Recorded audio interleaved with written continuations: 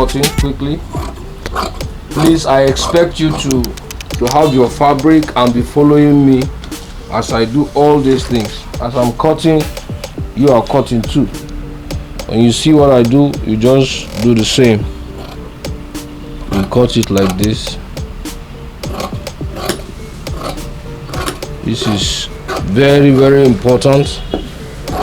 This slant, you see, is very, very key to the fitting of the cloth on the client. You cut it.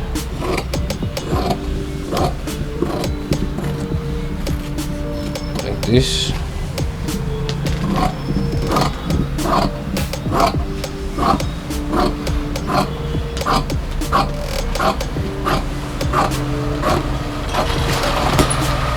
Alright, so that having been done, you are going to measure half inch from the top edge inwards around the crotch side, and you now use your ruler to connect to the very edge here, so that you have a slant towards the front part of the crotch. And this is important because of the human shape. The human waist is not straight. Also, the front part comes forward a little, comes down a little, while the back part goes up a little. So because of that, we have this very slant. So quickly you turn it, then you are going to put a notch. You measure 7.5 like this, and you put a mark. That's where the zip is going to actually stay. So 7.5, and you put a small notch. Please, when you are notching, it should not be big. The notch should not be too deep. It's just a little notch like this. If it's too deep, it's not good at all. So quickly, we are done with the front part. As you can see, we are done with the front part, as you can see. So we are going to use the front part to achieve the back part. I remember I told you the back part is usually wider than the front part by 2 inches. So we'll see how we are going to obtain that quickly. Okay. Alright, you place this front part on the remaining fabric. Okay.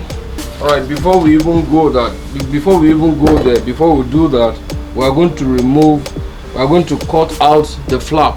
The flap is what is used to connect the zip to the body of the front part of the trouser.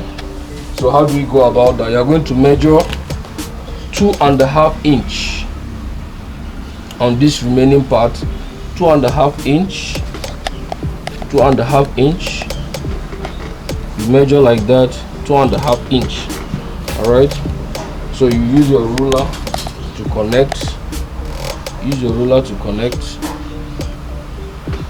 As you can see. Okay, then you can also just give a little slant here, so you cut it quickly.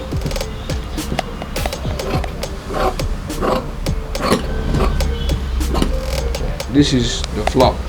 This is what is used to connect the zip. Now, after removing that, we can now quickly go and get the back part of the trouser, which is usually bigger. I mean, it's wider than the front part by 2 inches. So this is what we have.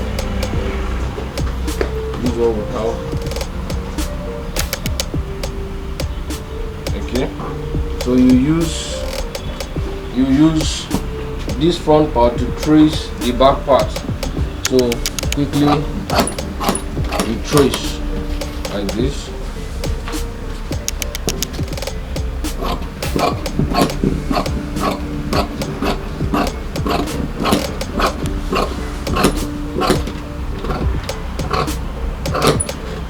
Yeah.